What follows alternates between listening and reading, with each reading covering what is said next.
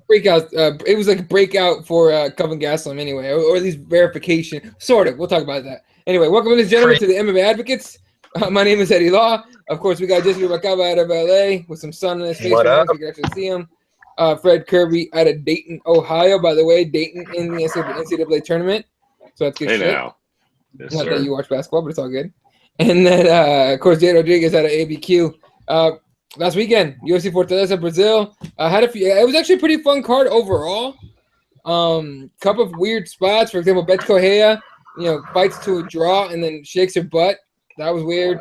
Fred wasn't at that, I'm sure. Oh, Fred was. Well, you guys fucking kidding me? That was the best part of the fight. Did you see that fight? Thank Christ he saved it there at the end. Yeah. Well, hey, fuck. It just weirded me out. She looked like first of all, she can't dance, but she other Brazilian. First of all, women, but Brazilian women should know how to dance, right? She was like, it would look like a drunk guy trying to like hump a fucking. She was concussed, man. She was concussed after getting her beaten up so much in that third round. That was pretty bad. Yeah. Other than that, of course, in the main event, Vitor Belfort gets straight murked by Kelvin Gastelum, and all of a sudden, Kelvin Gastelum is a world beater. I mean, that's what everyone's talking about him. Now he's matched up with Anderson Silva, and Anderson Silva supposedly, according to a lot of people, is about to get run through like the fucking A train. So, Fred, are you buying the hype on Kelvin Gastelum here? Not just yet. Okay, I mean, listen, Vitor looked all right in this fight, to be honest, until he got snuffed out. His hands looked okay. He didn't look. It's easy to say without the TRT, he's a bum, which is partially true. But I don't think it's completely the case. He looked good, but I don't think that Kelvin does this to TRT Vitor. If they fought 3 years ago and TRT was jacked out of his fucking mind, I don't think this fight looks the same. So I'm not really ready to necessarily crown Kelvin the new best thing. And don't get me wrong, I like the Anderson Silva fight that they just lined up, but in a weird way, it kind of does the same thing for me. Anderson's nothing if on his last leg. Oh, easy. So, I don't know, man. I don't know whether I love what they're doing with him here. A win over Vitor is always a big win, sure. You got the dude bros. They're like, fuck yeah, bro. He's a bad motherfucker, knocked out Vitor. But anybody who knows anything knows not only is Vitor not on the sauce no more, but he's old, man. Fucking, to be honest with you, Vitor has had a miraculous run. He was a bird of shit like 4 or 5 years ago. Affliction and all that bullshit, fighting for fucking Strike Force or fucking whatever the fuck he did before he got back to the UFC. His run has been kind of miraculous. Like, he was getting thumped out by shitbirds just a few years ago. So he's been long in the tooth, man. I'm not ready to crown Kelvin the new next big thing because of this win. And I don't know if Anderson's going to be that guy either. Kelvin needs to fight, I don't know, man, Jacare, fucking Robert Whitaker. He needs to fight somebody before I go fucking jumping on his dick. He needs to beat Johnny Hendricks? Legit matters. Not really. I'm not sold on Johnny at 85 yet either. I like the Robert Whiteford fight. I like that fight for Kelvin. That'd be a good fight for Kelvin to prove that he's legit, right, at 185. But now they're giving him another guy that's like on his last leg. Literally, he's done very, very soon. Now here's the thing. Of course, everyone's talking about GSP. They say GSP beats Michael Bisping, and Edson Silva somehow beats Kelvin Gastelum. And then you get a GSP Anderson Silva fight for the 185 title, which by the way would be a sham, but still, the whole picture's weird. But Jesse, Kelvin here, Merckx, Vitor Belfort. First of all, can we just agree Vitor's done, even though he wants to fight one more time? Like, dude, he's just done, right? No, you know what? I agree with Fred. He looked like a guy his age fighting, in great shape, just not, what he used to be. But that's to be expected from a guy his age, a guy that has been in the sport for over 20 years, basically. I mean, you're looking at exactly what, a guy's supposed to look like at that age, not what he was doing to, Rockhold and, was it Michael Bisping and kicking Michael Bisping's eye out of his head, basically, when he was on TRT. So, I mean, I just think that the approach that Bellator has is the approach that Vitor wants to have to the end of his career, which is just give him like fights with guys that are in his same, level of age, basically, or of physicality. He doesn't want to fight Kelvin. He doesn't want to fight Jacques Ray or somebody like that. Somebody that's still at their peak of their athletic prime. He doesn't want to do that. He doesn't want to get knocked out like he did against you. I mean, you did a really good performance there, Eddie.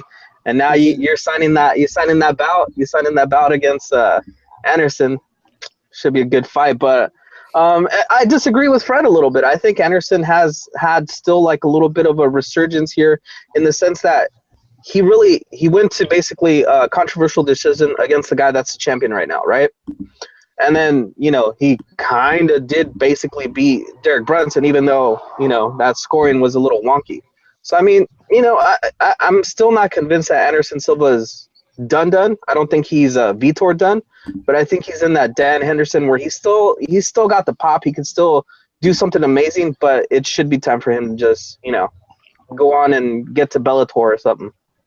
And look, I agree with you. That whole the way Bellator works with that shit, Vitor should just go to Bellator, right, and fight another guy that shouldn't be fighting anymore, like a Tito or something like that. But what are you gonna do? Now, first of all, shout out to Mike Jars, Fight Book, and Georgie out here watching on the YouTube. Appreciate you guys tuning in, and anybody else is tuning in. Hit us up in the comments. I read comments, we answer questions, all that shit. So just hit us up. Interactive show, and we break the fourth wall all the time. We don't give a fuck. Now, Dave, as far as Gastelum goes, what chance do you give him against Anderson Silva? Or do you? Okay, let me take that back. Do you buy that new rhetoric or the new thing everyone's saying that Gastelum's going to run through Silva? Honestly, I think it'll be his toughest fight. You know what I mean? Because Anderson did show against Derek Brunson that, he still has something left in there as far as Vitor goes. Everybody knew that. Gastelum was going in there to get a legend under his belt. It's a non-TRT Vitor. Vitor's TRT run is something that will never be forgotten. He knocked, the champion Bisping off, where Bisping probably could have held the title, back in the day, and kicked Luke Rockhold's fucking head off. And he had an unprecedented run, but a totally different Vitor now. That was expected. What I did see play out down in Fortaleza. I think, yeah, Kelvin, like Fred was saying, he hasn't really fought tough 185ers like the Whitakers, the Jacare. He's already got a win over Johnny Hendricks at 170, right? Correct. So going into this Anderson fight, I like that he continues to call his shot after each fight, and then they're kind of rewarding, the Rio card, stacking it up with Silva and him on there along with Jose and Max, and hopefully that fight does not drop out, because that's a fight that I'm very much looking forward to. Also got Claudia fighting on the card too as well, right? So. Yeah, it's definitely it's going to be Kelvin's toughest test, and I think if Brunson would have won, Brunson against Gastelum would have been a sweet matchup. But it really be a challenge for him down in Brazil, and I think he'll accept the challenge. He just went down there, took care of business against Vitor. So yeah, it's great matchmaking as he just continues to call his shot, and the UFC's like, let's do this. You're fresh. Took out Vitor, so it's like the legend tour over here, sort of like Yair Rodriguez, BJ Penn-esque style, I guess you could say. But here we are. Anderson Silva still competing in the UFC, and who knows if this will be his last or if he'll continue to fight, even if it is like a brutal loss in any sort of fashion. So I think he's got 4 or 5 fights left on his contract as well. So. Well, Vitor, I thought he only had 1. Or Silva. No, Anderson. Silva, Anderson, 4. Yeah. That motherfucker signed for another 8 a year ago or some bullshit, right? Mm-hmm. Crazy. Yeah. All right, moving on to the rest of the. First of all, Garrett McClellan, who might be one of the scariest looking dudes, Viking looking bastards, got murked in 77 seconds by Borrachino in the first fight, and that just kicked off the night. So it ended up being a pretty decent card. Josh Burkman, are we done? Are we done with Josh? Can we just fucking call it a day with that guy? Jesse says no. Why? You need those guys.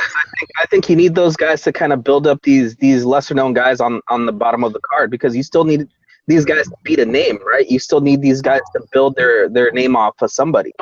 And if we don't have a Josh Burkman, who are we gonna put these guys up against? The only sad thing is for me is that Josh Burkman went on a run outside of the UFC.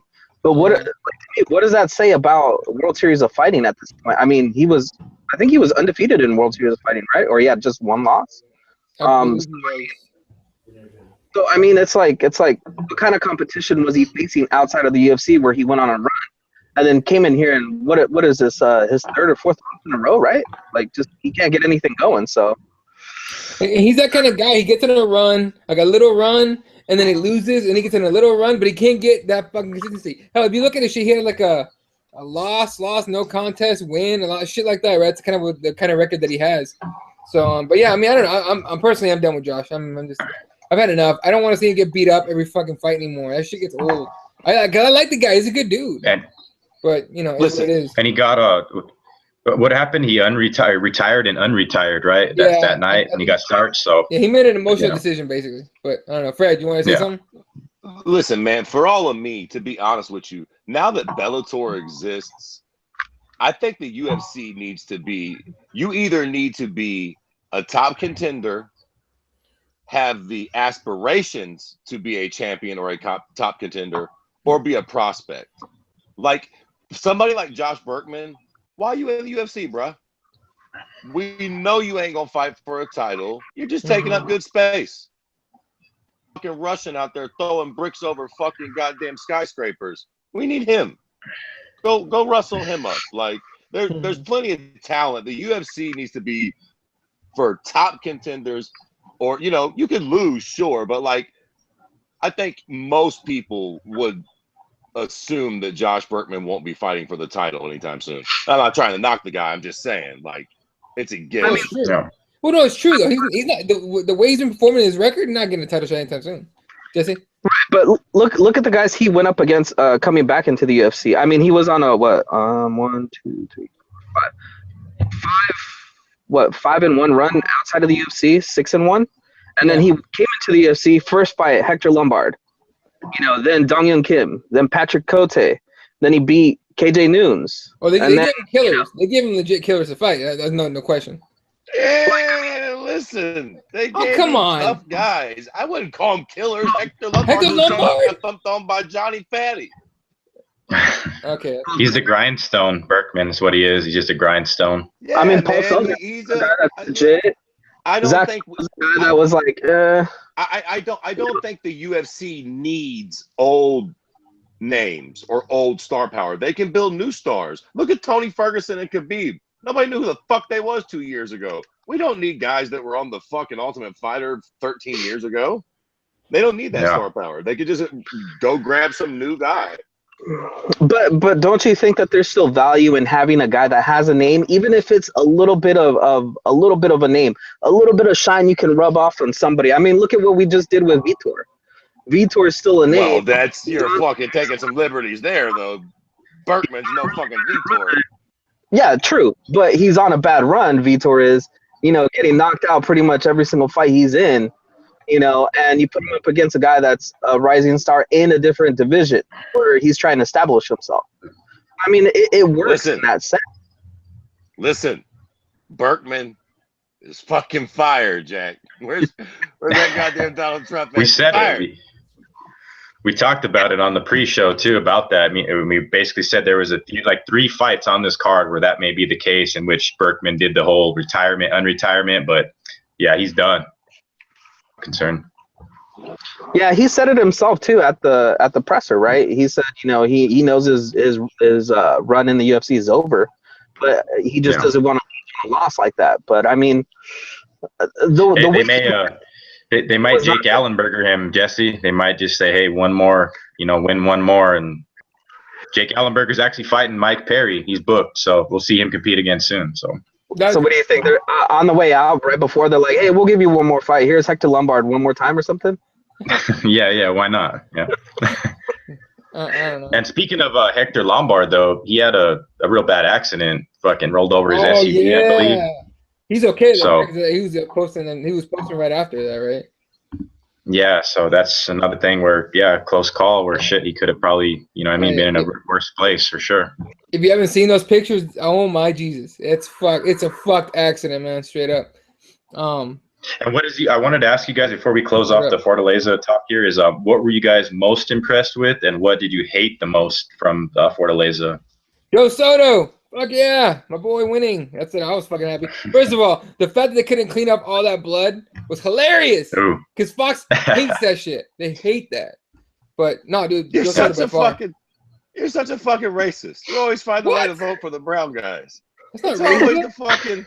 I hold it down for my Mexicans people, with you. bitch. I hold it down for my people. I can fucking tell you, cocksucker. Listen, let me ask y'all. There's 3 of us here. Go fuck yourself. Well, yeah, I know. I'm over fucking on the show. What? Were y'all impressed by Shogun? You know what? No. Beyonce's not a guy it's not a win that you can be impressed by. Yeah. Go ahead, Dave. Oh, and I was to say that fight was set up for Shogun to win. You know what I mean?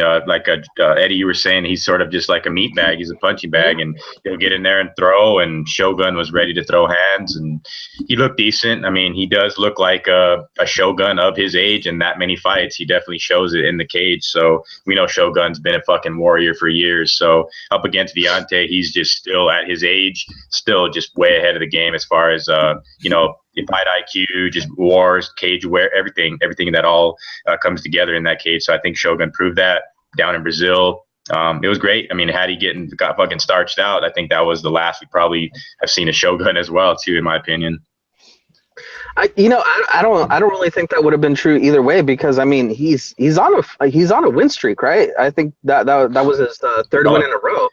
So I mean, yeah, he's drawing top 5 competition soon enough. We might even see Shogun in a big time fight here. That's what I'm saying. I think, weird as that sounds, I think Shogun's still a little bit more in the tank.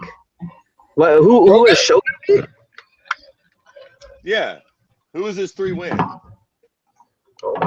His last 3 wins are, pulling them up here. Fucking Pete Sell. Well, he's 25-10 overall. He beat a guy who's fighting this weekend, Corey Anderson, Rogerio Nogueira. So yeah, 3-fight streak. His last loss was the OSP by TKO, and everybody knows what happened in that one. So Little Nog and Corey Anderson. So decent. Now, John. Yeah. And let me tell you something, Jack. Do y'all remember the hotbed that was fucking Canadian MMA about 4 or 5 years ago when old St. Peasy was on top? Yep. Goddamn Rory it, too. Exactly. Yeah, exactly. Goddamn it, Brazil is the new Canada. Fucking Brazil, like Shogun is curtains. I hate to fucking hurt everybody's feelings. If Shogun fights anybody a cunt hair better than fucking John Vellante, he is getting starched. And can I just say one quick thing? Is anybody else bugged the fuck by the way that dude spells his name? John. Who the fuck spells their name Gian and then wants to be called John? His mama. It's fucking weird, that spelling. That is weird. But yeah. Shogun. That's a New York thing, though. Yeah. Yeah, that's fucking a dopey thing. That's Gian. What the fuck that is? Fucking Shogun, Anderson, they better fucking pray to God that Jose don't get beat by fucking Max Holloway, because if they do, it's fucking over, Jack. Yeah, they can bring Vitor back, they can bring Shogun back, but they're gonna fuck around, and those dudes are gonna get hurt bad on the way out the door. Little Nog, Big Nog, Brazil's quote unquote heyday is fucking over, Jack. Like they still have, I know they still got a lot of talent there, but I get the feeling that they're about to go through a little drought because a lot of their major stars are at the very end of their ropes. You got maybe Anderson might have a couple fights left. Vitor's got 1 tops. Like I said, okay, here's a fucking question. Who the fuck would you let Shogun fight next? Vitor. There you go. Yeah, it's literally there's a way to kill 2 birds with 1 stone, Eddie. Just saying. I'm just saying. Just let those 2 sissies fight each other. No, put him against Ilir Latifi. Oh, come on. You're trying to get him killed. Yeah, you know what? I say we fucking feed him to the dragon. Okay, what's Ngannou doing? Fuck it. Let's goddamn it. Let's just put him out to That's just me. Because you know what? Honestly, I kind of don't want to see Shogun get beat against who the fuck's that guy? What the fuck? Like, Shogun should have some prestige, but if you give him anybody remotely good, he's going to get hurt. I almost feel like he should just be done with it. He won in Brazil with a knockout. Fucking Toodaloo. Yeah, maybe. It's great. But how do you tell a guy like that to stop? You're not gonna tell that guy to stop, because if you retire him, be for sure that he's gonna show up either at Bellator or at Risen or at what's that other ACB, because ACB over there from Russia or whatever the heck, that was legit as fuck. They're building up quite a roster. Bubba Jenkins died with his eyes open. I mean, come on. And now Fan retired too. You want to keep fighting in the UFC, Shogun? We're going to give you the loser of the title fight. Have fun. You get DC or AJ. Oh God. Oh my God. Well, that's one of those like those adventure books. Like, choose your own death. Here you go. How you want to die? Massive fucking knockout or 5 rounds of butt fucking. Like, what do you want to do? Like, goddamn. You know what? I'll tell you, Ed. To me, the most impressive performance of that night was Edson Barboza. I gotta say. Damn. Somebody mentioned it. Correct. Yeah. The strategy that Beneil came with was really, really well executed, and it was working. The only thing that happened was he got way too predictable. He got caught. And that against a guy that's that slick and that good. I mean, he just timed it so perfectly. I mean, it was a beautiful knee, and that was a horrific sounding knockout. And you said it right, timing. The one of the guys in the MMA, other than who just knocked out, other than Masvidal, that you don't want getting your timing down is fucking Edson Barboza, who just unleashes like a goddamn piston once you get your timing down. And that's exactly what happened, right? Just like you said, Beneil Dariush stuck to the plan, became predictable. Edson got his timing, and he ate a massive knee, and it was beautiful. Fucking awesome. See, and who does he draw though now? Like, Barboza's in a weird place. Well, hold on. One at a time here. Dave, real quick, Dave, what were you saying? I said with Barboza's win being so impressive, and like we know Barboza could possibly hold a strap if given a fucking opportunity to win the title. But who do they fucking put him against next? Like Michael Chiesa says he wants that fight. He said he wants Ferguson. So there's only a few guys at the top. Chiesa's, I guess, a guy you can factor in there, but I like Tony, Khabib, there's like 4 guys at the top, and that's about it. I think it's either Tony Ferguson or Michael Johnson, because both of those guys are there at the top, and I think he has a loss against both of them, right? So I mean, it's got to be Michael Johnson then. Yeah. All right, Fred, you have something? Yeah, no, I don't know, maybe, man. I actually kind of like what the fuck? Who'd you say first, David? Edson and Michael Chiesa. They could go Chiesa for sure. I think that's the best matchup they could put on, you know what I mean, to prove that there's whatever. Because after you get to Tony or Khabib, we don't even know if Khabib and Tony are going to run. They're going to try to rebook that for the 4th time. But I think Chiesa deserves a big fight, and that's a big fight with him and Edson. I think it'll be a great matchmaking, If Tony don't get Khabib, I would like to see Nate come back and fight Tony. Tony deserves a big fight. But and he got fucked on his pay too, Tony. I know you guys heard his interview. He got like half of his fucking show money. Here's the thing, and I understood this beforehand, but Luke Thomas cleared it up completely by talking about they don't have to give him shit. He didn't fight. They were nice enough to give him something. Now, is the right thing to do? Give him his show money at least? Yes. Do they have to do that shit? Hell fucking no. But I was waiting to talk about that. This was the next topic we were talking about anyways, right? Yeah, go ahead. Tony getting half his show. Yep. Okay, so here's the interesting thing with that, right? You bring up the point, they don't have to. They're not legally obligated to in any way. So there's that, okay?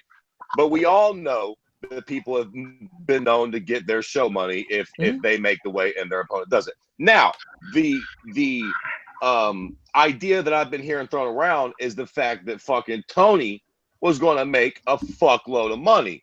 I think it was like 200, 250K. So now my question to you guys is half of your show pay adequate when you're getting paid $250,000?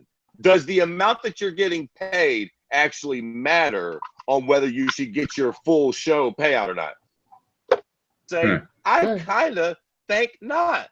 Motherfucker, if you getting 10 and 10, sure, we'll pay you to show up. If you're fucking getting $250,000, sorry, bro, we can't give you all that for fucking eating poutine. I mean, we gave you 100 stacks for making weight, and we didn't have to do that. Like, I don't think that's the worst. And you're going to get some fight. You're either going to get Khabib or Nate or somebody. You're going to get that money in that fight eventually. So it's a bit of a bummer, but for $100 grand, 125,000, I don't think he got that bad of a deal. Yeah, they're not going to pay the $250K to show, $250 to win for a Michael Johnson fight. I mean, they're not paying that, $250,000 to watch him, tune up Michael Johnson on short notice. That ain't gonna happen. Right. No. Right. It's not the fight that you were supposed to get that much money for. Right. Why would they pay? Like the Khabib fight gets you $250 because it's fucking Khabib. You don't replace Mike Tyson with goddamn it Tommy Guns. Yeah. And get the same fucking payday, man. Now, and here's the thing. And again, none of us are saying that we don't side with the fighter. Like I said, the right thing to do, give me show money. Do they have to? And in reality, would they? Hell no. If you're the promoter, you're not doing that either. Because, it's upon completion of the bout agreement, not upon completion of showing up and your opponent dropped out because he couldn't make weight. What are you saying, Dave? No, there you go. You said via the promotion, so we know what era we're in now. We're in the WME, IMG era. So you date back to the Fertitta days. Tony gets paid. You know what I mean? That's just my opinion. I don't know if you guys agree on that, but that's straight up. Like back in the day when fighters missed weight, it was very few of them were. It's not like it's every fucking card like it is now. But if it was the old Fertitta era, they took care of their people. You know what I mean? So that's just factoring into the fucking Hollywood effect. You know what I'm saying? So hopefully Tony does cash in and does fight Nate, because that's one hell of a fucking fight that does need to take place, and I think the money would be right where they do book it. Would y'all do it? It's a Hollywood effect. It's also the we owe $4 fucking billion effect. All right, they got a penny pinching time. Will we do what, Fred? Hold up, you muted. Would you pay? Would you pay him the whole amount? No. If I'm the promoter, no. Well, okay. Right. That brings up a good point. Go ahead, Jesus. All right, I'll explain this to you guys. It's like if I told Fred, hey Fred, you're working for me, I'm paying you $100. All right. Hey Fred, I got a job this weekend for you to do, and I'll pay you $200. All right. You show up. Hey, you know what? The job fell through. I'll pay you the original $100 I was supposed to pay you. I'll pay you a little bit extra if you do this other job. And you go, nah, man, I don't even want to do that job no more. I'm just going to chill. All right. Here's the original money I was going to pay you. Tony Ferguson doesn't understand. He cried and bitched and complained that he needed to get paid equally to what Khabib was getting paid. So they gave him that boost for that fight. His pay that he's supposed to get, if you go back and look, he was making 50 and 50 just 2 fights ago. Yeah. So $100K for not doing anything. Right now, he should be counting every single penny and just thanking Uncle Dana, WME. He should be saying thank you because you guys paid me almost double what I made, 2 fights ago. So he should shut his mouth. That's all I got to say. He should just shut his mouth and be happy. And we know Khabib not getting paid. He's not hurting in the pockets. He's got Russian oligarch money that he actually said he don't fucking fight for the money anyway. So Khabib got zero, and he got zero. You know what I mean? Tony deserves something, but yeah, it's an argument on however you see it. But then again, Tony did show up. He made weight.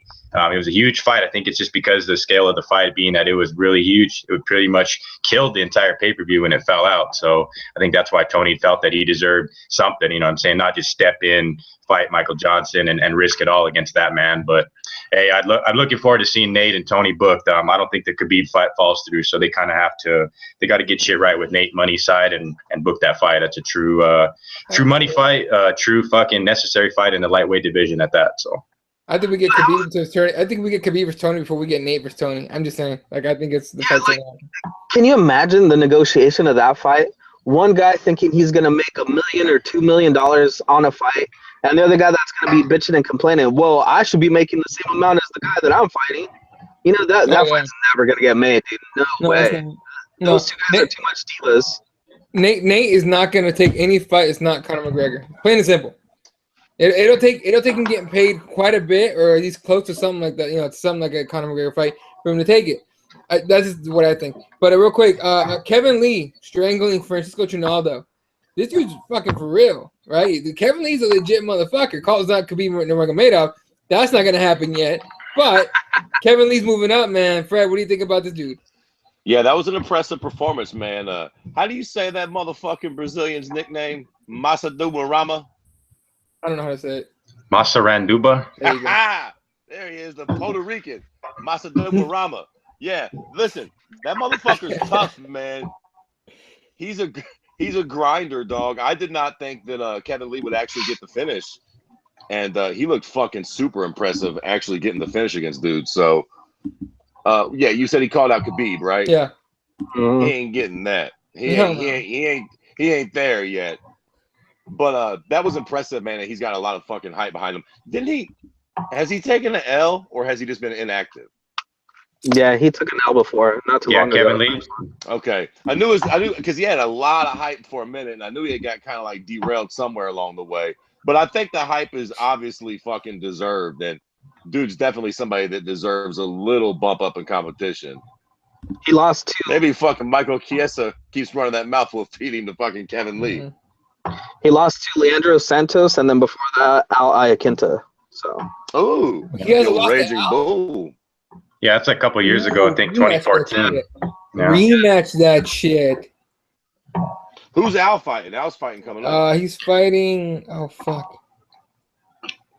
Diego Sanchez. Thank you. Diego. Yes, right. Diego. Yeah. But see, keep in mind too about Kevin Lee though. He does have a win over that Michel Prazeres too. So that guy's a fucking tank at 155, and Kevin Lee decisioned him up a couple years ago too. So don't forget about Prazeres, because that guy's like the biggest fucking 155er that there is on the roster. Guy probably weighs 200 pounds fucking fight night. You know what I'm saying? So he had a pretty impressive performance as well. He cuts retarded weight, and his cardio has gotten better somehow. I don't get it. What was it? Is that Jesse? Yeah. He's the new Gleason T. Kinda. Yeah. Like you're just waiting for him to test positive or some shit. For real. Like, every time I see him, I'm like, "Where's USADA? Someone just bring USADA before he even gets in the cage. Test him right there, because he's on some shit. There's no way. No way. All right, moving on here. Well, I was just moving on. Fucking what the hell do I have a list here? Fucking Dave. Oh, Johnny B. All right. So nothing official, nothing's been confirmed, okay? But there's rumblings from one Todd Duffy, UFC heavyweight, that Mr. Johnny Bones Jones might be in a little bit of trouble. He might be getting suspended again. I hope like fuck it's not true, okay? But Dave, have you heard anything? Oh man, I guess people are really relying on Todd Duffy. Those who know him well or know the people that he's claiming that these sources confirm that, then it's very possible that there could be a suspension handed out. I don't know if it's something to do with USADA or if it has something to do with his like probation type stuff that's going on, court ordered here in Albuquerque. That may play into it. As far as I know, John's been in the gym all week long, working with what's his name, Gibson, working with Winkle John.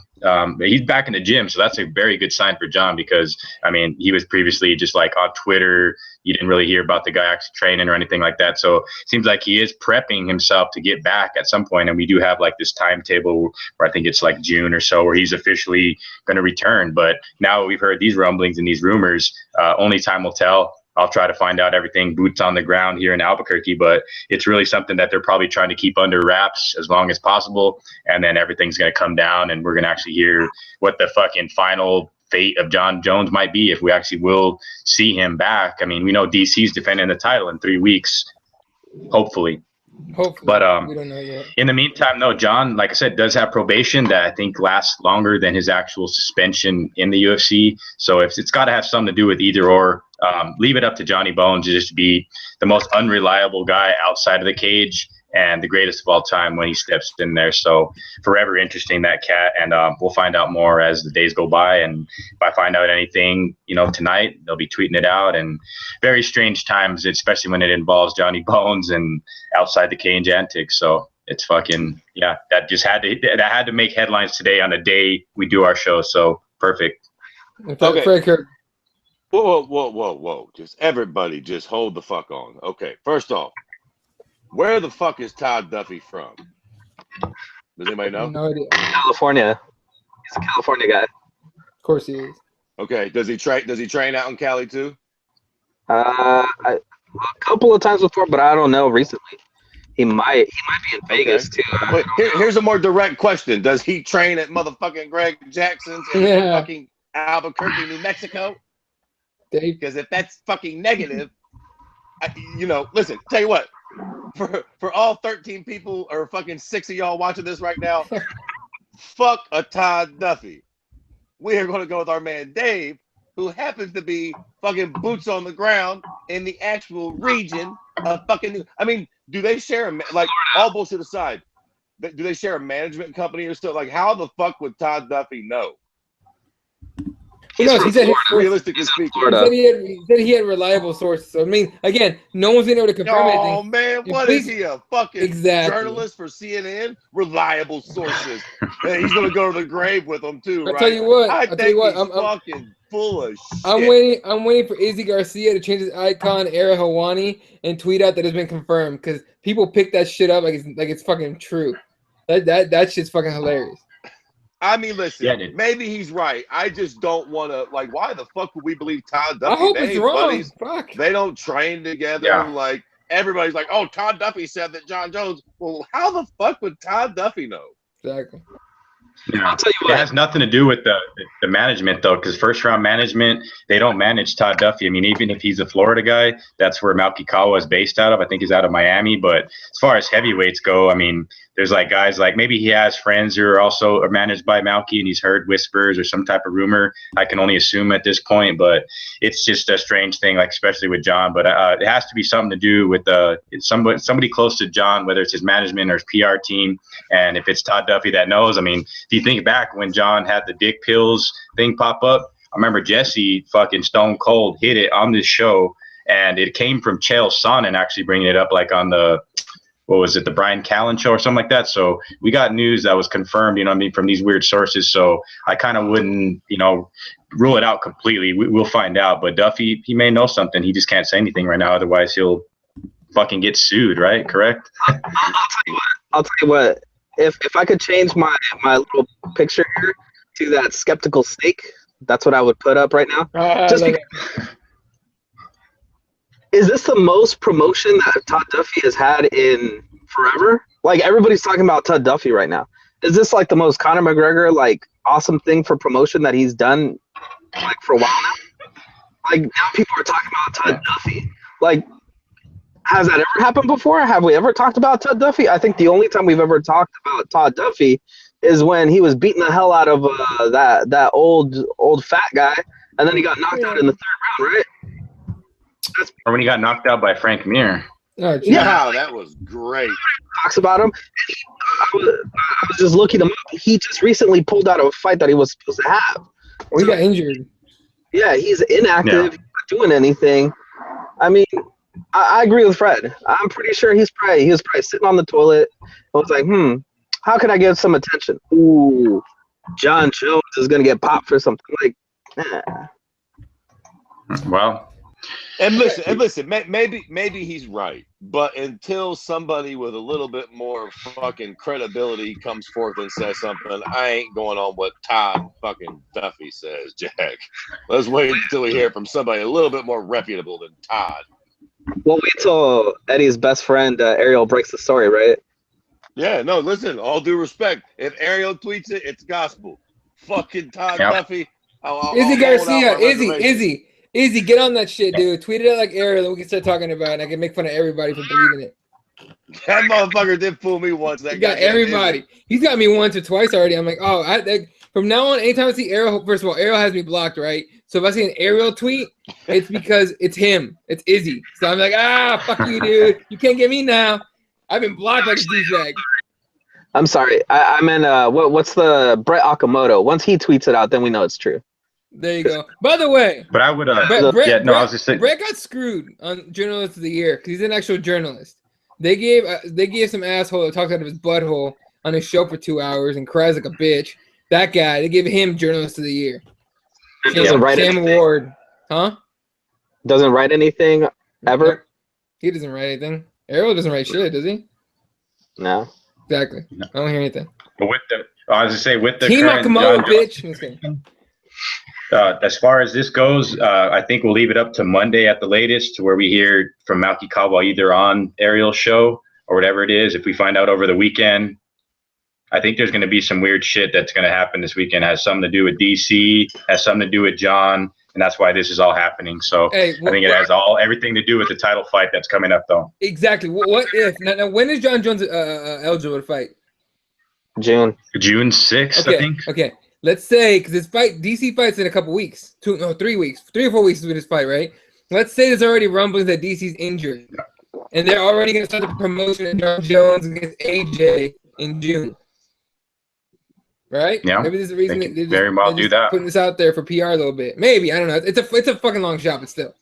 Either way, I'd fired Duffy for running his mouth. and Fight Book says, Dave, we got to find out about JJ. So you ABQ boys, on your shit. Are you guys blocked by Milky? Not me. I don't know. I ain't blocked by nobody, Jack. Because I know I'm blocked by him. You guys blocked by him? No, I'm not blocked by him. I don't think. He blocked you. But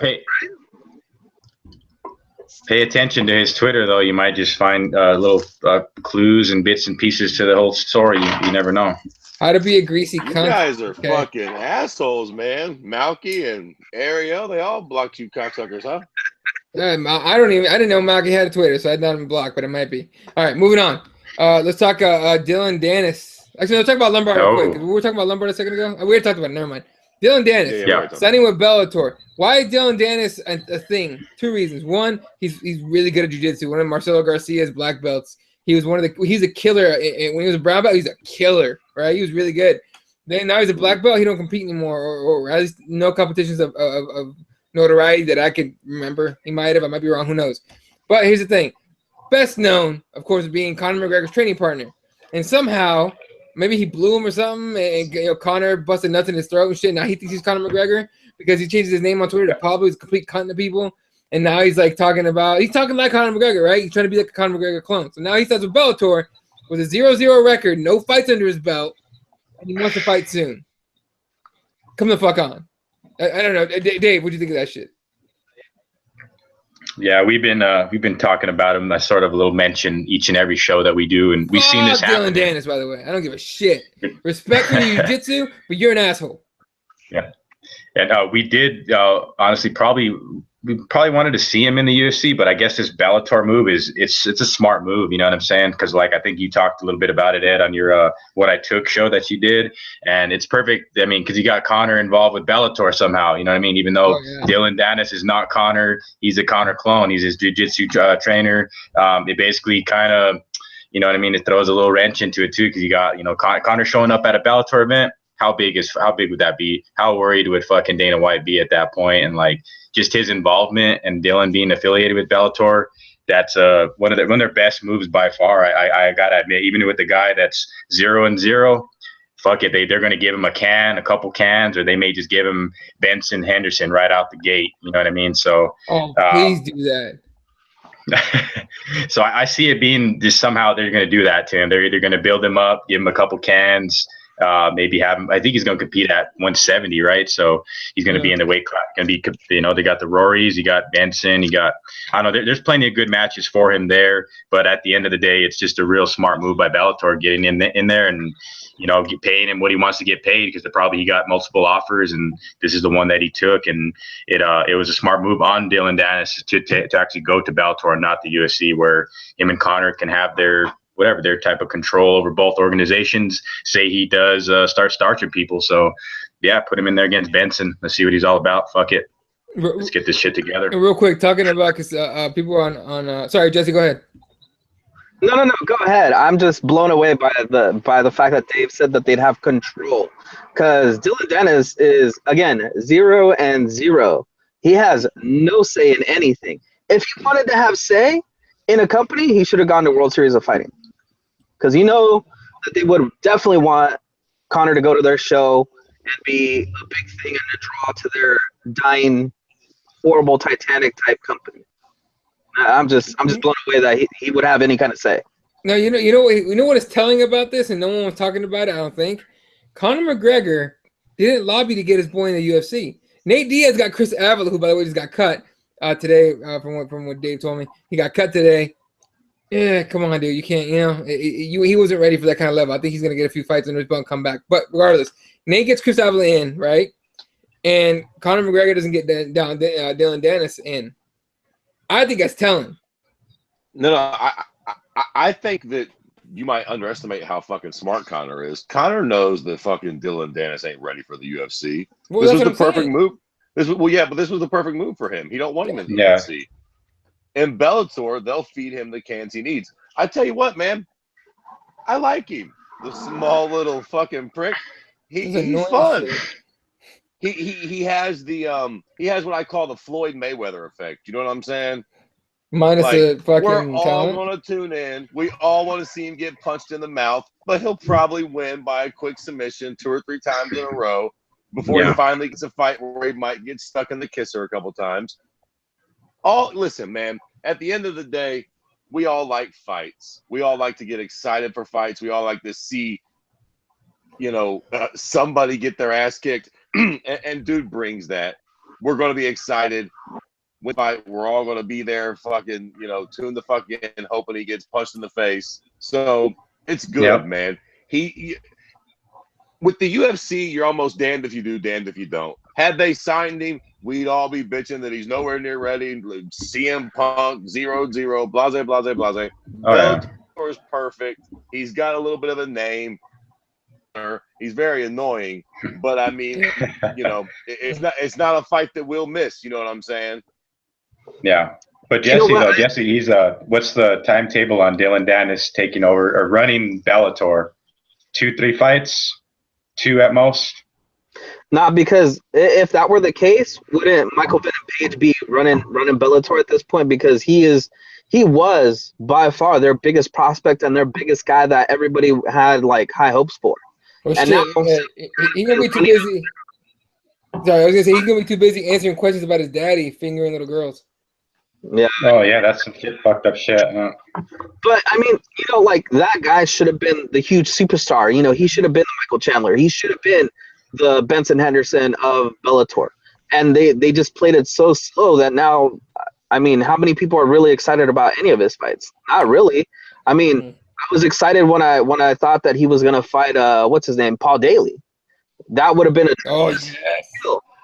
But what they do, they're like, oh no, Paul Daly's gonna kill this dude. We need to give him more time to get ready. So I mean, it's like Bellator knows how to bring up guys, but just way too slowly. I hope Dillon gets enough time in Bellator to actually get together a good record and probably come back to the UFC, a little bit seasoned and probably with a good padded record. Look, Dillon Danis will be the next victim of a double knockout. I know you guys saw one earlier this weekend. He's going to get double knocked out in his first fight in the UFC, or in the Bellator, I'm calling it now. Georgie says on the YouTube, he's lucky CM Punk is in the UFC. Reason he went to Bellator, he didn't want any real competition like Punk messing up his game. Real quick, Dillon Danis against CM Punk, who you guys picking? CM Punk. Dillon Danis all day. I hate to pick Dillon Danis. Dillon Danis. You know what? I'm going to go out on a limb and say I'm gonna say Dillon Danis is just gonna tear up fucking Bellator. Whoever he fights, he's fucking gonna tear shit up over there. Fuck it. Not. Remember this shit. Remember this fucking show right here. It's legit. You know what? I'll give it to Dave. He will beat everybody they put in front of him because there'll be these regional guys at whatever like Indian casino they come to. They'll just be like, you look like you're 155 or 170. Get in there, get beat up for a couple grand. I mean, they're just gonna feed them tomato cans. Hey, Bellator, if you want to give me a couple grand to get sub real quick, I don't give a fuck. I do it for free. I do it for free to open mat sometimes. Yeah. Hey, Bellator, you better not give him that fucking fight. God damn it. I've been wanting a fucking Punk fight. I want to sacrifice. Imagine the build-up. Kelvin Gastelum jumping from UFC to Bellator to fight Dillon. That'd be perfect. Look, man, I get it. Okay, I get it. But at some point, Kelvin Gastelum's going to be like, okay, what the fuck? You know what? Keep that going. I want to see if Kelvin Gastelum will jump on this show to prove that he's not me and I'm not him. I mean, that'd be the shit. That'd be the shit. All right. Anything else you guys want to talk about here before we move on to the next topic? Nope. Yep. Let's go. Moving on. And this is Dave's writing, not mine. El Chapo versus Floyd in June. You guys buying this Mayweather, McGregor, Of course, look, you can fucking put reserve an arena for any date you want, but this one's reserved for June, and Mayweather's been talking all that shit. Fred, are we gonna see this fight happen in June? First of all, at all in June, do you think? Well, listen, I think the June thing is definitely debatable. Who the fuck knows, right? But I'll definitely say where there's smoke, there's fire, man. You know what? You know what it reminds me of, to be honest with you? I swear to God, in a weird way, it reminds me of Donald Trump becoming president. At first they floated the idea and everybody's like, get the fuck out of here. And it just keeps not going away. And now it's like, oh no, for real. We're all for real. Yeah. Everybody's serious. Fucking Connor's training for Floyd. I don't know if that happens in June because that's pretty close. I'll put it like this: if it does happen in June, I think it gets announced soon because everybody knows it's going to be huge and they're going to want some time to get behind it and promote it. So, if it's going to happen in June, it's going to get announced really soon. I would say more like September or something because that's a fucking big one. If they actually get this fight done, maybe the biggest boxing match ever. Maybe. I mean, as far as numbers go, probably. Right. Not prestige by no stretch, but as far as numbers and intrigue goes, Jack, you're gonna have WWE fans. It's a fucking freak show of epic proportions, to be honest. And by the way, Dana White be very viewed. Yeah, Dana White's on Conan O'Brien tonight. And they announce it. Maybe he gets crazy. He gets a little drunk, goes in there, talks a little bit of shit. And see, the way I see it too, you're mentioning Dana now. I did hear an interview with him, and we all know Dana says, yeah, it's not happening, totally not fucking happening. So he said in the recent interview that June 10th has nothing to do with the UFC and has nothing to do with the Conor fight. And he clarified that and saying that it's not us. But if it's a boxing promotion and it's purely a boxing match, like Joe Rogan was saying on his podcast, that if it does happen, it's going to be, boxing commentators. It's going to be a boxing show. So he'd prefer to do a fight companion, kicking it with Callan and his people at his podcast, of course. But if it has something to come out of Dana White's mouth to not be true and him deny it, this is something now, with the Conan O'Brien show tonight.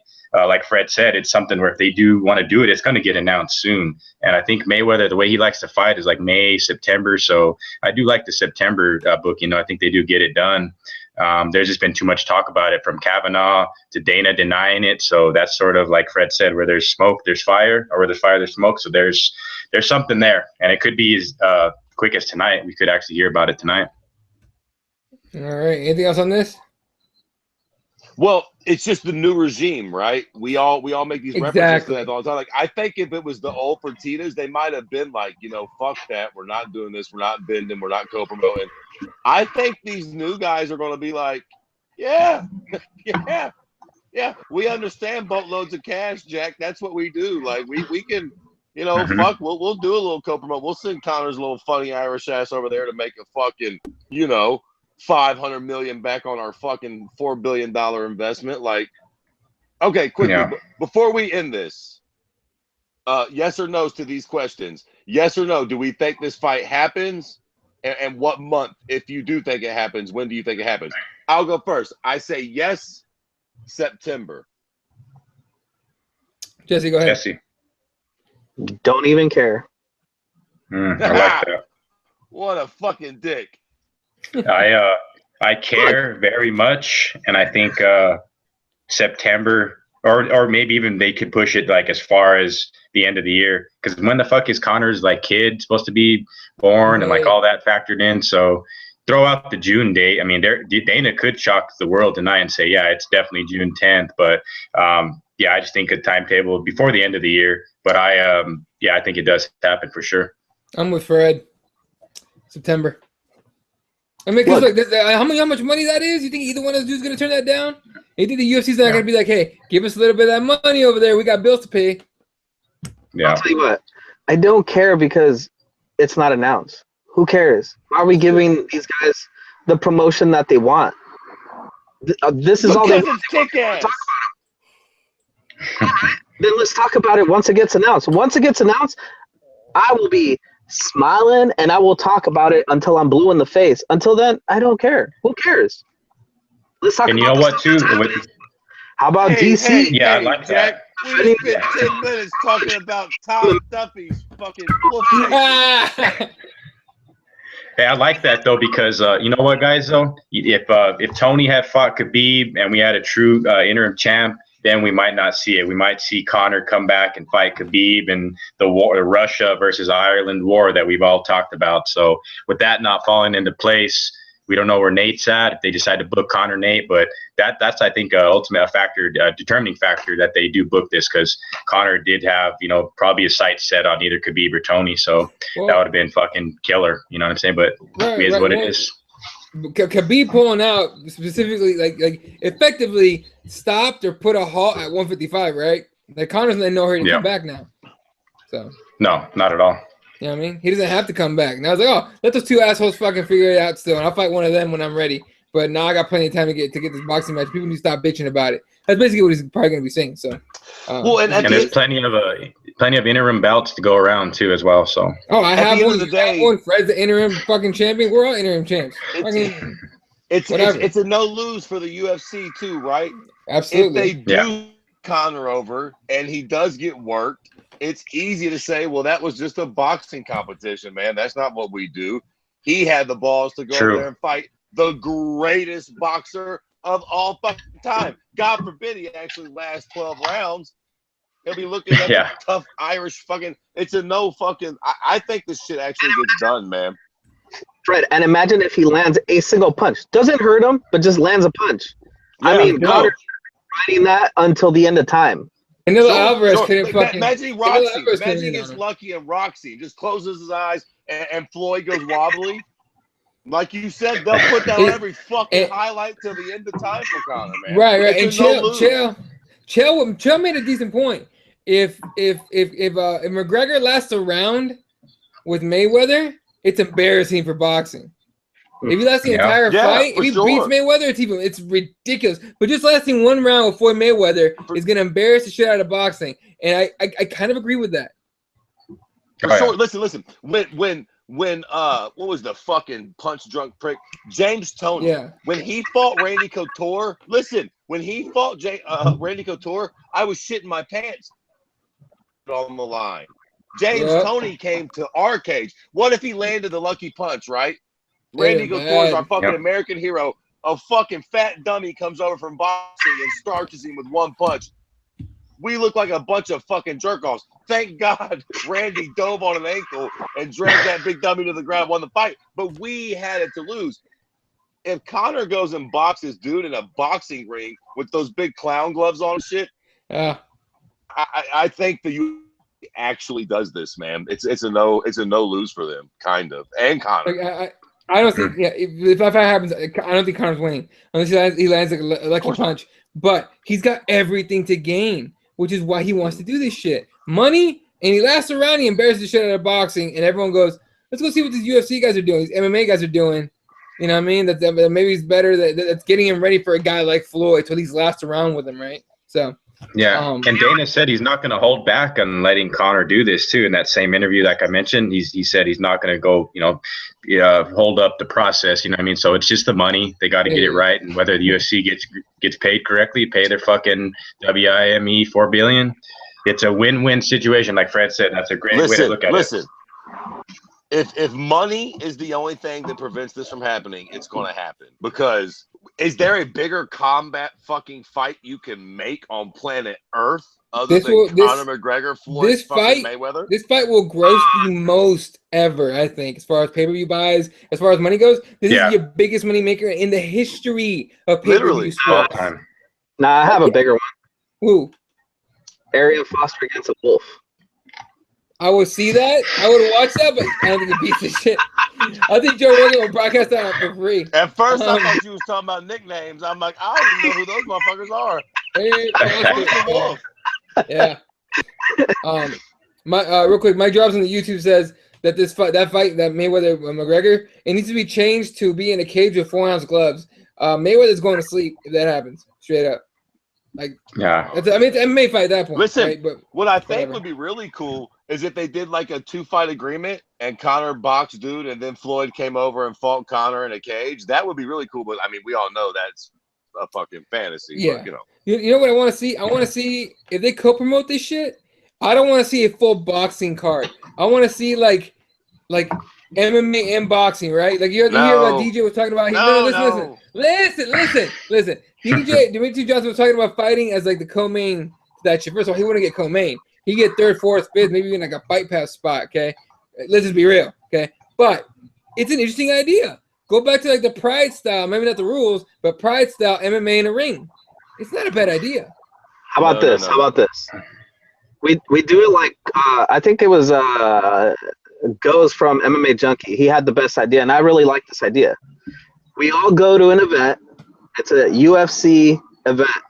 We all go. We have a great card lined up, champions, bam, bam, bam.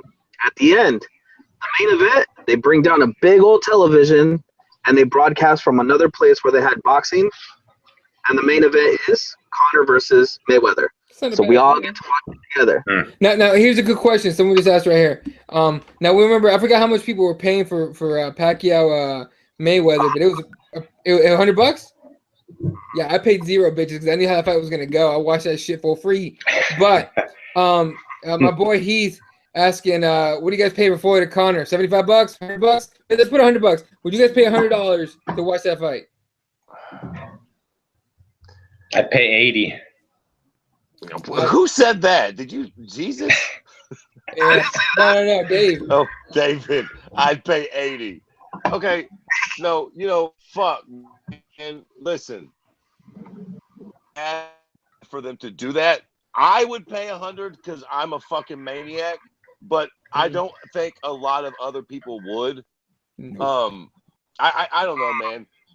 I don't know. Maybe they would, man. It would be a big fight, man. 100's a lot, though. I mean, even me being a fucking idiot douchebag, it's gonna sting putting out 100, man. I mean, come on, $60.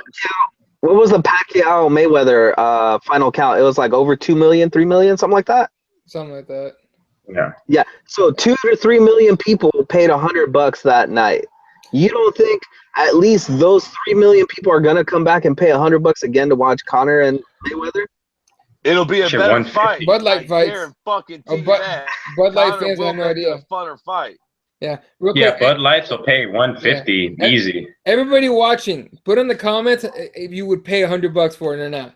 But because we already got some people answering. Dave Madden, our boy Dave Madden, saying, "I'm gonna follow along for free on Twitter." And then our boy Fightbook says, "I'll live stream that shit." Right. Okay. So here's the point. Right. Nobody wants to fucking pay 100, but how many people are gonna miss it? Nobody's gonna miss it. Well, yeah, it's $100. I'm just not gonna watch it. Or shit. You'll have your fat ass right down at fucking B-dubs eating your way. We're not gonna miss this cocksucker, right? We're not gonna miss it. I mean, $100 is a lot, and a lot of people won't pay that.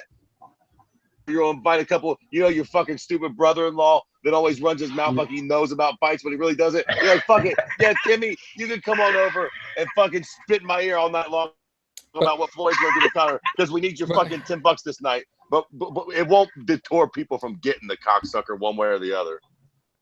I would pay the $100. I would pay up to like $150 probably. I tell you what, though, I don't like the idea of MMA and boxing. It's enough with it. Just make it up. I tell you what, I do like the idea, though. If we're gonna fucking open up the floodgates, I think it would be cool MMA that got good hands or huge names to maybe like Roy Jones Jr. Roy Jones and Silva. I would watch that. Yeah, sure. Why not? I think that's more competitive. I think that's more competitive than McGregor Mayweather. I think Roy Jones Jr. and Silva, or at least along those lines, right? Yeah, I'd be down to watch that shit. What is this, WWE back in the Attitude Era where they had that boxing competition between all the wrestlers? Pretty much, it's not gonna happen. We're full of shit at this point. What in the hell are we? We're full of shit at this point. But bullshit, Jesus. Tell me you wouldn't be interested if they can fucking do Roy Jones Jr. versus Anderson Silva. Oh, he's watching. I already said I'm putting down $150 if that's the price tag. So you already got my money. It's all right. Cake, man, icing on the cake. There it is. Yep. On the YouTube comments, he says he would pay the $100. Mike Jarv says that's $40 a fight. And then Fred's getting the cheering section going from Heath, and Dave Manning says Fred is high as hell on Alpha Brain tonight. Show him what you're on there. Show him what you're on. You sent us a picture, or you tweeted out the picture. Well, I've moved on at this point. Now we're drinking a nice coffee vanilla. Should I say faggy? Is that bad? That's inappropriate, is it? That's like some shit. Well, hey, look, it is some shit you can only get in like a college town, I guess. Or that more than likely you find in a college town. Extremely tasty, though. Right, yeah, real quick. On this whole Jon Jones thing, and mind you, I take this for what it's worth, but someone asked Jon Jones on Twitter that if it's true, and Jon Jones just replied a couple minutes ago, it isn't true. Whether that he's gonna get suspended again. So from the horse's mouth on Twitter, I guess, for whatever that's worth, he says it's not true. So as soon as we get off of here, I'm starting to beef with him and Todd Duffy. I'm gonna be like, Jon Jones, this is unacceptable. Duffy to shut his pale fucking white face mouth. We're tired of the white man fucking bringing us down. It's bullshit. Unacceptable. I love it. I'm gonna start using unacceptable on everything. It's unacceptable, isn't it? There you go. There you go. Same thing, Jack. Hey, Andy would be letting you have it for saying that shit right now. All right, you fucking gargoyle. We'll let you know. All right, move on here. Next thing up, and I don't know anything about this, so Dave, enlighten us. Verdum owns a comedy club now in Brazil. Is it just him doing jokes and talking stupid shit? That's the punchline. No, he's actually he's a co-owner. I can't remember the name. The guy he's as a partner, but it's a comedy club, and he's part owner. So I don't know if he wanted to go out on stage and just like do the Verdum face to everybody and shit, then that could be like an act that he could put together. So. What a fucking clown! I can't stand Verdum. But if you need a burger, go to Jose Aldo's Burgers. You can go see a show at the Verdum Comedy Club when you're down in Brazil. Listen. What I say? Fucking Brazil's the new Canada, Jack. Yeah. They're fucking opening up burger shops and comedy clubs. They know what's coming. Oh, baby. All right. Let's move on here. Kane thinks he's getting a title shot. I like Kane. Kane's one of my favorite fighters of all time. Nah, dog. No. Because one, he can't guarantee you get there. And two, when's the last time he fought? UFC 200? Is this was this a joke, or did he really say that? Well, he gave an update on his health. Sorry, Dave, go ahead. No, he said that he'd want to take on the winner of Stipe, or the winner of the title fight that's coming up with Stipe and JDS. But Ngannou had tweeted back at him, I think, the other day or so, and Ngannou said, "I'm waiting for you. If you wait too long, the title just might be around my waist." So Ngannou's the truth, man. They've been promoting this guy. Kane might find himself back in the Verdum fight. Maybe that's the fight they give him. But as far as him fighting for the title or drawing the winner of Stipe and JDS, I don't see that happening. I mean, that fight, I mean, that card is actually fucking super stacked right now, and hopefully nothing falls out of Dallas, because we got to have that heavyweight title have a clean change of hands, or if Stipe retains, Ngannou steps in to fight the winner of that fucking fight. It has to happen. I think that's the UFC's plan at this point. Damn, and that's an important fight for Stipe, right? Because that'll break the curse, right? Yeah, it will. You're right, Jesse. That's pretty important. Yep. Yeah, I guess. All right, when are the Diaz brothers going to be fighting? Anyone have any clue? Never. They've been offering them fight after fight, and they keep turning them down, but we know why the Diaz brothers turn down fights, though. So who does Nick want to fight? I get why Nick's not fighting. Well, Nick's been talking about Anderson Silva, talking about GSP, talking about who else are we talking about? He's going to get Woodley. I think Diaz is going to get Woodley, though. It'll be Nick and Woodley booked very soon. Oh, new champ. In you. How about this? Can we start a GoFundMe and then just like pay them that to just fight anybody? Can we just all your fans put together some money? There you go. We'll cover your pay. Better yet, use that money, go to reptheadvocates.com, get yourself some Diaz gear, motherfuckers. There you go. All right, fight bookings there, Dave. Okay. Well, as recent this weekend, we have a replacement opponent. Brad Pickett is fighting Marlon Chito Vera. So that's a last minute thing there. It's Brad Pickett's swan song too in England, and it's a headline by Corey Anderson and Jimmy Manoa. So pretty decent card. Decent for the hardcore fans, but wait. Is that Chito Vera fight? Marlon Vera? Yeah. Yeah. No, Chito Vera. Yeah, because I've heard a lot about this guy, and that he's very, very ready to go for this fight. So that's the only fight I'm interested in. So this whole card, it's just gonna not be on my radar. How about you guys? Well, we'll talk about it a little bit. We're gonna do a super mini preview because we're not gonna do a whole show on Friday for this one. But go ahead, yeah, there's plenty of other good fight bookings. So UFC 211, like I was talking about in Dallas, they recently added Jason Knight and Chaz Cali. That's the first bout on that card. That's so fucking stacked that's the first bout on it. And also they announced UFC stuff. When is 211? 211, 2 months. It is. Yeah, we're just about a month and a half, I think, right? Or it's early May, right? I think so, but whatever, it's May. Okay. Yeah, it's also. Are we doing an advocates at 211? Are we doing an advocates reunion at 211? We're doing it. What do you mean? Like meet up at 211 so we could go see that card because that card's pretty stacked. Can you afford that shit, motherfucker? Because I know I can't. My shit, I got bills. I was gonna say, where's that shit at? Yeah. Vegas? Look, if we get rich real quick, Dallas. it's Dallas. If we get rich, look, if I win the lottery, I'm paying for all you fuckers to come out for 211. I don't give a shit. But that's not gonna happen. Let's just be honest, okay? But hey, look, that'd be the shit. Maybe one day we'll meet up for something. We'll all save up for something. Anyway. Hey, yeah, you brown motherfuckers. Y'all pick something a little closer to the East Coast. Shit, Texas. Hey, Texas is probably it's too far for me to actually want to go anyway. Regardless. All right, Dave, any more? Yeah, a couple more worth mentioning. Also, Misha Serkinov has a fight booked. He's taking on Volkan Ozdemir, the guy who beat OSP, that real close decision. He made his UFC debut, trains with Henry Hooft. He's a tough bastard. That's a fucking... Dude, Misha's gonna... Yeah, it's a tough fight. He's going to bury that Misha's a dude. top dog. He's going to bury that guy.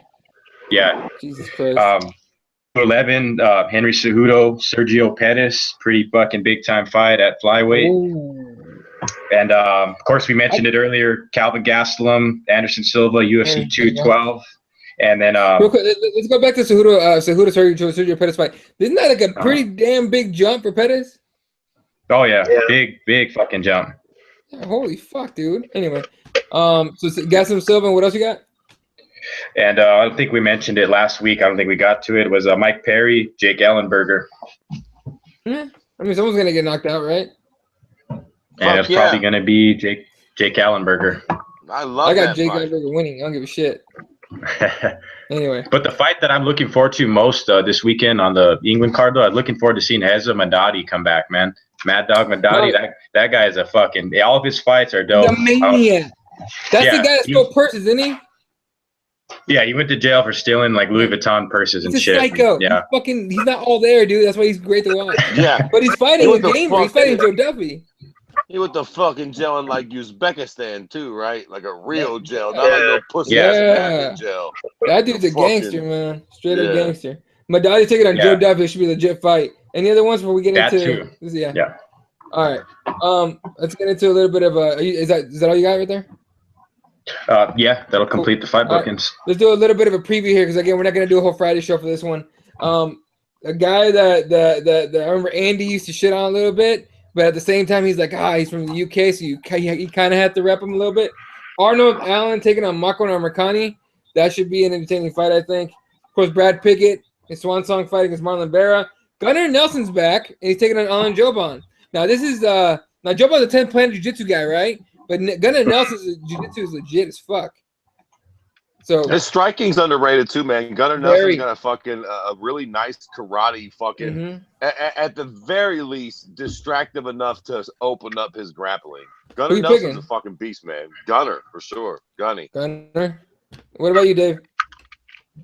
It's a cool styles matchup. I mean, last time I seen Gunnar in there, he just looked like, he looked like a Conor McGregor. He had some Conor McGregor, movement to him. So he actually is probably, I don't know, it's a real close fight to call. I don't really want to favor one over the other. It's like a 49-51 for me, because I know Alan Jouban is a known tough bastard. He lit Mike Perry up and made him look like a fool last time out. So I think he could do that to Gunnar. It's a 3-round fight, and I think if it was a 5-rounder, be a totally different dynamic. But in a 3-round fight, I think Jouban edges him in a real close competitive fight, though.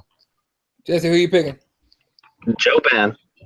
That's what I'm taking. I got Jouban. All right, let's talk about main event. Let's just break down main event real quick, mate, to make your picks. This is a weird fight to begin with, but the more I think about it, the more I kind of want to see it. Corey Anderson, who changed his nickname to Overtime, I think, some weird shit. Against Jimmy Manuwa, who can knock him out with one hit. This should be a pretty interesting fight, I think, unless Corey Anderson makes it turn into like a fuck fest for 5 rounds, which would suck. So, Jesse, who are you picking? Jimmy Manuwa, knockout first round. That's what I got, Dave. Like you said, Ed, if it's Corey Anderson winning the fight, he'll try to get it to the mat and fucking hump his way to victory. And last time we seen Jimmy Manuwa in there, he was looking like a fucking killer. And at 205, poster boy gets a big win in England. That's going to be some great shine, and moving forward at 205 and actually getting back to that top level where he was at one point in the conversation of the Gus's and DC's and AJ's. So the title will be defended in 3 weeks. We fucking hope. But I like Jimmy Manuwa in this one a lot. I think he does, because he's ranked number 6 in the world right now. Gets another huge win here. He's in the title talks for sure. And any sort of way Corey Anderson wins the fight, it's got to be by decision. I don't see him winning like a knockout or TKO in any sort of way, or a submission. All right. And, of course, Fred, who are you going to pick, man? Let's all just pray to God that Corey Anderson don't fucking win a boring decision in fucking England over the poster boy. I mean, I'm hoping Manuwa knocks dude out. I think he will. He most certainly should. It seems like this is kind of his fucking fight to lose, as the old saying goes. So, yeah, Jimmy Manuwa knockout first round. What's the co-main event on this card? This is the Nelson Jouban fight. Oh, okay. Oh, and also too, keep in mind on the main event, guys. Worth noting, Jimmy Manuwa is 10 years older than Corey Anderson. He's 37 years old. So he's gonna son him. Got it. Hopefully. All right. Rest of the card. First fight of the night: Lena Landsberg against Lucy Pudilova. Bradley Scott against Scott Askham. Entwistle against Brett Johns. I'm just saying, look for a fucking heel hook for Entwistle because that's his favorite thing. Obviously. Low-key baller fight. Tom Breeze against Oluwale Bangbos. That should be a good fight. Mark Diakase against Timu Pac Allen. Jesus Christ. Sweet fight, too. That one. Yeah. Leon Edwards against Vicente Luque. Daniel Omilanzuk or whatever against Tim Johnson, who looks like fucking. With the stash. Right? He should be a cop for real. Darren Stewart against. He's fun. Huh? He's fun. Oh, he's fun. Darren Stewart against Francis Barbosa. Of course, Joe Duffy against Hazen Madadi. Arnold Allen against Makwan Rakani. Brad Pickett, Swan Song against Marlon Vera. Nelson against Joe Bond. And Manuwa against Corey Anderson. Full card will be on UFC Fight Pass. So go. Actually, let me just give you guys the times now since fucking I had it up anyway. The times of course are different, but the online prelims, the whole thing's on Fight Pass. It's all online. So prelims start at 1:30 p.m. Eastern, 10:30 a.m. Pacific time, and 5 p.m. Eastern, 2 p.m. Pacific time is the main card. So it's an early card. So watch some fights with your breakfast or your lunch, and then you have the rest of the day to go do actual real life shit. Like go out with like your dog or your kids, or go out and breathe some air, or see the sun for the first time in years, or some shit. Go get some fucking pussy. That is that. Go do that. Don't procreate. Cover it up. Wrap it up. We don't need your retards making babies. I'm just saying. No, procreate. Don't be an asshole, Eddie. Procreate. Don't procreate. What the fuck? No, we don't need asshole. You know how many people voted for these fucking Trump dude? Get out of here. I'm fucking with you guys. I don't care. Fuck away. I don't give a shit. And get your UFC fix in Saturday, because after Saturday, 3 weeks, no UFC. 3 weeks? You gotta deal with real life, motherfuckers. 3 weeks where you have to deal with your problems. You think your kid's gay. You think you're fucking retarded. Easy, Eddie. I'm sure we'll have some Bellator or some shit in between there. I'm sure there's Bellator. So I'm fucking with everybody. Fighting or combates. Is combates in 3 weeks? in 2 weeks. 2 weeks. 2 We'll talk weeks, about that when we get closer to it. Then, goddamn. Are you going? Is that LA? No, that's Tijuana. Nope. No, that's the cartel tour we're talking about, Eddie. Where they got to is go it? to Juarez. Yeah, Tijuana. Fuck that. What's up, man? That's where we ought to go. We ought to go to Tijuana, you bunch of pussies. Let's go have some fucking fun. Fred, we'll go. We just won't come back. See, that's the problem. Yeah, we won't make it back. Yeah, Hey, no listen. way. Especially with Kirby. Hey, Won't I make it blend. back. I'll be fine. I'm gonna be fucking joining the cartel and staying. He gonna be buddies with Chapo, taking pictures with him like Conor McGregor, straight up. That's what's gonna happen. I'm telling you. All right, fellas. If that's gonna be it for us tonight, what? One more thing. We Oh yeah. I gotta announce the winner of that sweet T-shirt, the Nate Diaz T-shirt. Only guy that pretty much came up with the answer. In case anybody was interested, it was a triangle choke, and they were against Kurt Pellegrino, Alvin Robinson, Joe Hurley, Alejandro Garcia, and Corey Hill. Kurt Pellegrino was at flying triangle, which was pretty awesome. So the winner is J.R. Casimir 518. There you go. So DM us, DM me your address, and we'll get that shirt out to you. And then when you get that shirt, put it on, take a picture of it, tweet it out over here so we can fucking put you on for the public to see in your sweet Represent gear. And shout out to Represent for hooking us up with the gear for the people and for us, of course. Get yourself some sweet Diaz gear. Fred showing the Represent T-shirt. I got my Represent hat. Jesse, if you guys saw him a little earlier, because I know we can't see him now, but he had the Represent, the other color, which is sick as fuck. New shit coming out real soon from them. And hit up Rep the ad. There you go. See, there you go, Jesse. Say something so you can come up on the big screen. There you go. With this hat, this sweet hat, with my favorite green color underneath. Awesome. There you go. So hit up reptheadvocates.com. That is reptheadvocates.com. Get yourself some sweet gear today, and hopefully we'll be able to do some more giveaways sometime soon here. All right, fellas. You can follow Jesse S. for what 1983. Follow Kirby at Kirby_MMA. You can get that face every morning. You can follow Dave at Dave's MMA Brief. You can follow me at Ela31. Of course, the show's at CrossBonesMMA and at the MMA Advocates. Show's coming back to SoundCloud and iTunes and Stitcher real soon. So keep an eye out for that announcement on Twitter. Shout out to Fightbook. Hooking us up all the time. He's a good dude. Mike Jarves, Georgie, who's got on here today. Dave Madden. My boy Heath. I thought I saw Eastside Rider. Yeah, Eastside Rider was on here earlier. Thank you all for watching, and we're gonna catch you guys next week. So hopefully some shit happens in MMA. Jon Jones stay out of trouble. Everybody stay out of trouble. But after the fight, for real, go breathe some air. All right, you got your noses all clogged and shit. I know everyone's got allergies and shit, but go outside, motherfuckers. All right, guys. Good night, Wilshire. Catch you guys later.